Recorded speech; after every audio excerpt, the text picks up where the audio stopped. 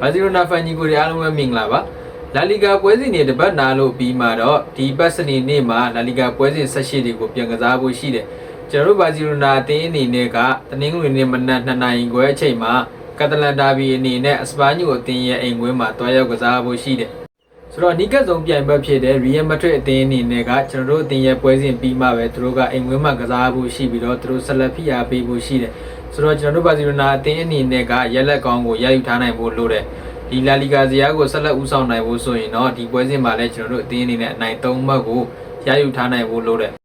ဒီနေရာမှာကျွန်တော်တို့ခုလက်ရှိကတလန်ဒါဘီပွဲစဉ်ကိုကစားမယ်ဟန်စီဖလစ်ရဲ့ဘာစီလိုနာအသင်းမှာ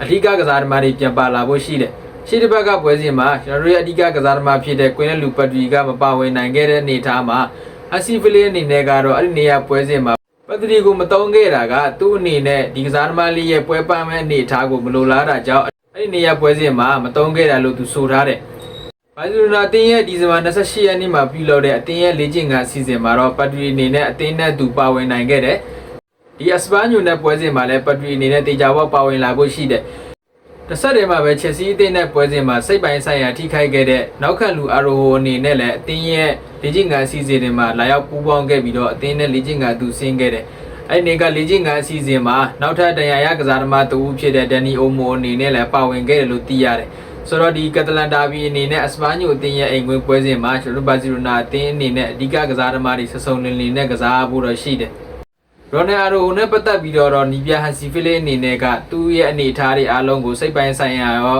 ာရုပ်ပိုင်းဆိုင်ရာရောအနေအထားတွေအားလုံးကိုစစ်ဆေးပြီးမှပဲသူ့ကိုပွဲထွက်ကစားသမားအနေနဲ့သုံးဖို့ရှိနေပြီးတော့ဒီအစပါညူနဲ့ပွဲစဉ်မှာတော့နီးပြအနေနဲ့ကသူ့ကိုလူသားလဲကစားသမားအနေထားလောက်နဲ့ပဲသူ့ကိုပါဝင်ခိုင်းဖို့ရှိတယ်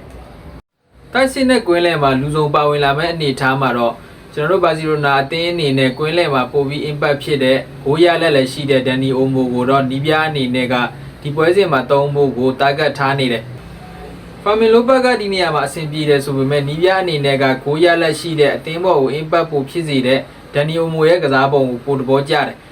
ဒါကြောင့်ဒနီယိုမိုရဲ့တရားအခြေအနေကိုကြည့်ပြီးတော့နီးပြအနေနဲ့ကဒီပွဲစဉ်မှာသုံးနိုင်တယ်ဆိုတော့2026ရဲ့ပထမအဆုံးပွဲစဉ်မှာတော့ကျွန်တော်တို့ဘာစီလိုနာဖန်တွေအနေနဲ့ဘာစီလိုနာအသင်းရဲ့အဓိကကစားသမားတွေပါဝင်တဲ့ဒီပွဲစဉ်ကိုပြန်လည်မြင်တွေ့ရဖို့ရှိတယ်ဒါ transfer market ဖွင့်ပြီးတဲ့အနေထားမှာတော့ကျွန်တော်တို့ဘာစီလိုနာအသင်းအနေနဲ့ကအသင်းရဲ့ကစားသမားဟောင်းဖြစ်တဲ့ဂျာအိုကန်ဆယ်လိုကိုအသင်းကိုပြန်လည်ခေါ်ယူဖို့ကမ်းလှမ်းထားတာတွေရှိတယ်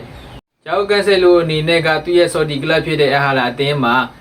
နီးပြဖြစ်တဲ့စီမီနီအင်ဇာဂီနဲ့အဆင်မပြေမှုတွေရှိနေပြီးတော့အင်ဇာဂီအနေနဲ့ကဂျာအိုကန်ဆယ်လိုရဲ့ကစားပုံကိုမကြိုက်နဲ့တက်တဲ့အနေထားမှာအသင်းမှဆက်မထားခြင်းတော့ဒီနေရာမှာဂျာအိုကန်ဆယ်လိုအနေနဲ့ကလည်းအေဂျင့်နဲ့တိုင်ပင်ပြီးတော့အသင်းဟောင်းဖြစ်တဲ့ကျွန်တော်တို့ဘာစီလိုနာအသင်းကိုပြန်လာဖို့သူပြတ်မှတ်ထားနေတယ်ဘာစီလိုနာအသင်းအနေနဲ့ကလည်းဂျူးစ်ကွန်ဒီကိုစန်တာဘတ်အနေနဲ့သူတို့ပြန်သုံးကြည့်နေပြီးတော့ညာချမ်းခံစစ်အတွက်ဂျာအိုကန်ဆယ်လိုကိုသူတို့အလိုရှိနေတယ်ဒါတိုက်စစ်လိုက်ပါတဲ့နေရာမှာဂျာအိုကန်ဆယ်လိုကပို့ပြီးတော့ထပ်မြက်ပြီးတော့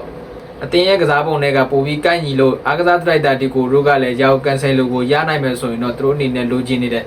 ကန်ဆယ်လိုအနေနဲ့ဘာစီလိုနာကိုလာမယ်ဆိုရင်တော့သူ့ရဲ့လာစာကိုရှော့ယူရဖို့ရှိနေပြီးတော့ကျွန်တော်တို့ဘာစီလိုနာအသင်းနဲ့သူဂျူဗေတက်အသင်းကလည်းကန်ဆယ်လိုကိုလိုချင်နေတယ်ဒါအခုလောဆယ်အနေထားမှာတော့ဒီရက်ပိုင်းထွက်နေတဲ့သတင်းတွေအရတော့ကျွန်တော်တို့ဘာစီလိုနာအသင်းအနေနဲ့ကဂျူဗေတက်အသင်းရဲ့တိုက်စစ်မှုဖြစ်တဲ့ဒူဆန်ဗလာဟိုဘေးကိုလည်းစိတ်ဝင်စားနေတယ်ဒီကစားသမားကအထောင်တိုက်စစ်မှုစစ်စစ်ဖြစ်ပြီးတော့ဂျူဗေတက်အသင်းကနေထွက်မယ်လို့သတင်းတွေကထွက်နေတော့ကျွန်တော်တို့ဘာစီလိုနာအသင်းအနေနဲ့ကလည်းအားနည်းနေတဲ့တိုက်စစ်ပိုင်းကိုအားဖြည့်ဖို့အတွက်ဒူဆန်ဗလာဟိုဘေးကိုကမ်းလှမ်းမဲ့အနေအထားတွေရှိတယ်အထောင်တိုက်စစ်မှာကလီဝန်ဒော့စကီနဲ့ဖာရန်တိုရက်ပဲရှိတဲ့အနေအထားမှာဖာရန်တိုရက်အနေနဲ့ကပွဲစဉ်တော်များများမှာခြေစွမ်းပြနိုင်ခြင်းမရှိတဲ့အနေအထားမှာတော့လီဝန်ဒော့စကီနဲ့အစားထိုးဖို့အတွက်ဒီဒူဆန်ဗလာဟိုဘေးကိုဘာစီလိုနာအသင်းအနေနဲ့ကခေါ်ယူဖို့ကိုတောက်လျှောက်ပြစ်မှတ်ထားရတယ်ဆိုတော့ဒီ transfer market မပိတ်ခင်မှာတော့ကျွန်တော်တို့ဘာစီလိုနာအသင်းအနေနဲ့လိုအပ်နေတဲ့ခံစစ်တယောက်ဖြစ်ဖြစ်တိုက်စစ်တယောက်ဖြစ်ဖြစ်အသင်းအနေနဲ့ကခေါ်ယူဖို့ရှိနေတယ်လို့ဆိုရပါမယ်ဒီ January လအတွင်းမှာတော့ကျွန်တော်တို့ဘာစီလိုနာအသင်းအနေနဲ့အရေးကြီးတဲ့ပွဲစဉ်တွေတချို့ကိုကစားဖို့ရှိနေပြီးတော့ Champions League ပွဲစဉ်တွေအပါအဝင် La Liga ပွဲစဉ်တွေနဲ့ Super Cup Semi Final ကိုလည်းကစားဖို့ရှိတယ်ဆိုတော့ကျွန်တော်တို့ဘာစီလိုနာပရိသတ်တွေအနေနဲ့ပွဲကောင်းတွေတော်များကိုကြည့်ရဖို့ရှိနေပြီးတော့ဒါပေမဲ့အချိန်အားဖြင့်အနေထားတော့ကျွန်တော်တို့မြန်မာနိုင်ငံရဲ့အချိန်အနေထားနဲ့ကတော့နောက်ကျတဲ့ပွဲစဉ်တွေကြီးပဲကျွန်တော်တို့ဘာစီလိုနာပရိသတ်တွေအနေနဲ့အေးပြက်ခံရမယ်လားဖြစ်ပြီးတော့လာလီဂါဇယားကိုလည်းဆက်လက်ဦးဆောင်ထားနိုင်မလားဆိုတာကတော့စိတ်ဝင်စားစရာစောင့်ကြည့်ရပါမယ် ဒါကတော့2026နှစ်အစမှာကျွန်တော်တို့ဘာစီလိုနာအသင်းအနေနဲ့ပထမဦးဆုံးပွဲစဉ်ဖြစ်တဲ့ကက်တလန်ဒါဘီပွဲစဉ်မှာပါဝင်လာမဲ့လူစင်းအနေထားနဲ့အပြောင်းအရွှေ့တဲ့အချို့ကိုတင်ဆက်ပေးခဲ့တာပဲဖြစ်ပါတယ်အားလုံးကိုကျေးဇူးတင်ပါတယ်